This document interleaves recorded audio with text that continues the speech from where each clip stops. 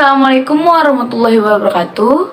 Halo semuanya, perkenalkan kami dari kelompok 4 Statistika.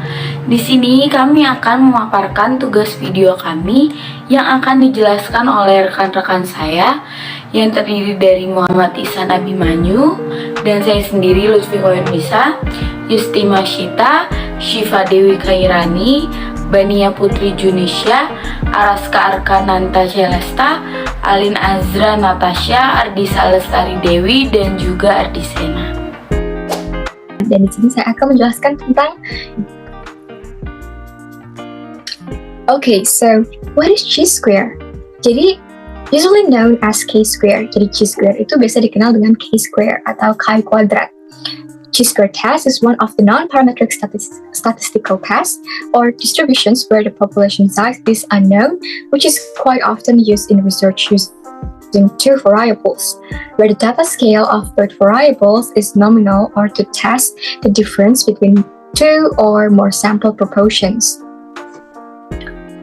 Moving on to the next slide, so chi-square test requirements. Jadi ada beberapa syarat di mana chi-square itu dapat digunakan. Yang pertama itu frekuensi responden atau sampel yang digunakan itu besar. Kemudian tidak ada sel dengan nilai frekuensi kenyataan atau disebut juga actual count atau disingkat dengan FO sebesar 0 atau 0. Kemudian nomor 3, apabila bentuk tabel kontingensi itu 2x2, maka tidak boleh ada satu sel saja yang memiliki frekuensi harapan atau disebut juga expected count disingkat dengan FH kurang dari 5. Kemudian apabila bentuk tabel lebih dari 2x2, semisal 2x3, maka jumlah sel dengan frekuensi harapan yang kurang dari 5 tidak boleh lebih dari 20%. So there are three types of chi-square tests based on the types of sample. Jadi ada 3 tipe chi-square atau uji chi-square berdasarkan dari sampelnya itu. Yang pertama itu ada test of independence, the second one is Gardner's of fit test, and then the third one or the last one is test of homogeneity. Jadi ada uji independensi, ada uji Gardner's of fit, dan juga homogenitas. Moving on to the next slide. Di sini ada further description dari beberapa tes tadi. Yang pertama ada Gardner's of fit test. This test is for assessing if a particular discrete model is good for a discrete characteristic based on a random sample from the population. And then the second one is test of homogeneity, for assessing if two more populations are homogeneous or alike with respect to the distribution of some discrete or categorical variable. And then the last one is test of independence. This test helps us to assess if two discrete categorical variables are independent for a population, or if there is an association between the two variables. Moving on to the next slide. So, what is the chi-square test used for? Jadi, fungsinya tuh untuk apa sih uji chi-square itu? So, the chi-square test is a statistical hypothesis test used to analyze the differences between categorical variables in the same population. It is used to determine whether there is a significant association between two categorical variables or whether a categorical variable follows a hypothesized distribution. Kemudian lanjut lagi ke next slide, ada Pearson chi-square dan juga likelihood chi-square. Apa itu? So the Pearson chi-square statistic and the likelihood chi-square statistic are two different methods of calculating the chi-square statistic in a chi-square test. The Pearson chi-square statistic involves the square difference between the observed and the expected frequencies, while the likelihood chi-square statistic is based on a ratio of the observed to expected frequencies. So moving on to the next slide. So chi-square inference. Penarikan kesimpulan atau dasar pengambilan keputusan uji chi-square. Jadi yang pertama itu ada jika nilai signifikansi itu kurang dari 0,05, maka terdapat hubungan yang signifikan antara baris dan kolom. Kemudian jika nilai signifikansi itu lebih dari 0,05, maka tidak terdapat hubungan yang signifikan antara baris dan kolom. Uji kuadrat atau uji chi-square memiliki tujuan untuk menguji dan mempengaruhi dua buah variabel nominal dan dapat mengukur kekuatan hubungan antara variabel satu dengan variabel nominal lainnya dengan dilambangkan huruf C sebagai koefisien of contingency. Selanjutnya, saya di sini akan menjelaskan secara singkat mengenai pemaparan data mentah SPSS chi-square. Data ini dapat dari peneliti data pendidikan masyarakat di desa. Di dalam data Excel ini ada jenis kelamin perempuan yang berjumlah 18 dan berjenis laki-laki yang berjumlah 25. Dan ada pendidikan yang berjenjang SD sampai dengan S1. Selanjutnya akan dilanjutkan oleh teman saya. Terima kasih.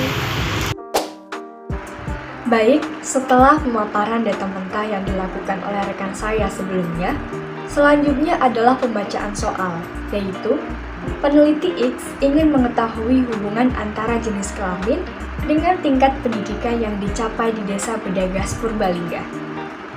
Nah, dari data yang disajikan sebelumnya, selanjutnya kita akan melakukan analisis dan uji chi kuadrat untuk mengetahui apakah jenis kelamin dengan tingkat pendidikan yang dicapai di desa Bedagas Purbalingga memiliki hubungan atau tidak. Kemudian analisis dan uji chi kuadrat ini akan dipaparkan dan dijelaskan oleh rekan saya selanjutnya. Baik, di sini saya akan menjelaskan contoh soal chi kuadrat disertai dengan analisis SPSS. Saya akan menjelaskan contoh soal yang berjudul hubungan antara jenis kelamin dengan tingkat pendidikan yang dicapai di desa Bedagas. Data ini diperoleh dari pengisian kuesioner oleh warga desa Bedagas. Di dalam data ini berisi data kategori yaitu jenis kelamin dan data frekuensi yaitu pendidikan.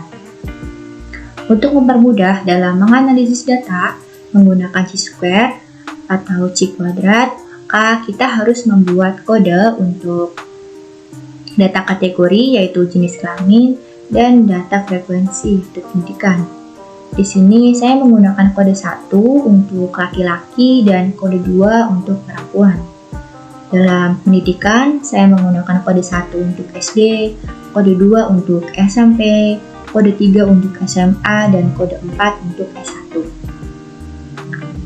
Selanjutnya, saya akan menjelaskan bagaimana cara untuk menguji chi kuadrat menggunakan SPSS.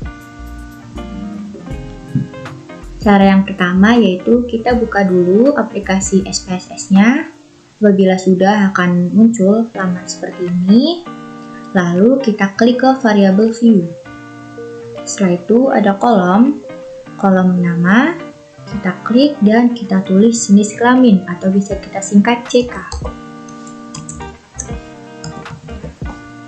Apabila sudah, kita klik kolom label, kita tulis jenis kelamin. Lalu kita klik value, kita klik titik 3, nanti akan muncul seperti ini. Value ini digunakan untuk menjabarkan isi yang ada di dalam data kategori dan data frekuensi. Di sini saya akan menjabarkan jenis kelamin ada 2. Jadi saya akan tulis kode 1 dulu, yaitu laki-laki. Kita klik ADD dan kita lanjut tulis ke nomor 2, yaitu perempuan. Kita klik ADD dan kita klik OK. Setelah itu, kita klik nomor 2 di nama, kita tulis pendidikan. Setelah itu, kita klik label, kita tulis tingkat pendidikan. Setelah itu, kita klik value, kita klik titik 3 di samping. Nah, di dalam tingkat pendidikan ini terdapat 4 kode. Itu kode pertama ada SD, kode kedua ada SMP, kode ketiga SMA, dan kode terakhir yaitu S1. Klik ADD dan klik OK.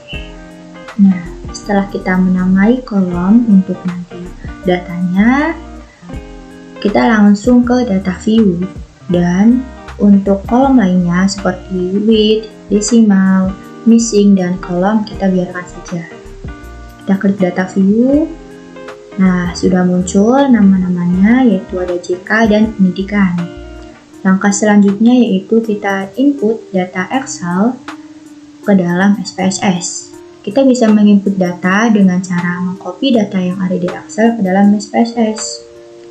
Sekarang kita copy dulu data kode jenis kelamin. Kita copy, lalu kita paste ke kolom JK. Setelah itu, kita copy kode pendidikan.